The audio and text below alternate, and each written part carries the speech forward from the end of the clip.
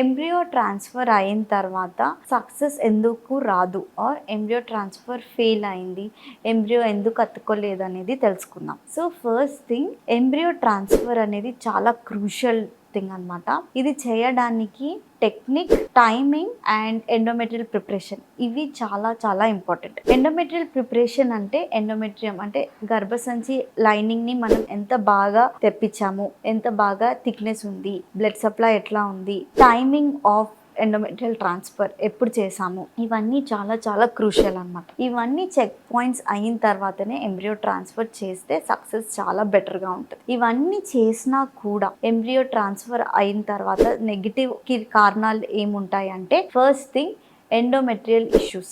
Like endometrial అంటే గర్భసంచికి ఏదన్నా problem ఉంది, లైక్ తీసుకున్న దానికి రిసెప్టివిటీ ఏమన్నా తక్కువ ఉంది, ఆర్ ఎంబ్రియో లో క్వాలిటీ ఏమన్నా ఉందా అన్నప్పుడు నెగిటివ్ వచ్చే ఛాన్స్ ఉంటుంది అనమాట. ఇంకా high grade embryo with excellent lining ఉన్నప్పుడు కూడా ట్రాన్స్ఫర్ చేసిన రిజల్ట్ నెగిటివ్ వచ్చే దీన్ని ఇంప్లాంటేషన్ ఫెయిలియర్ అనేసి అంటాం.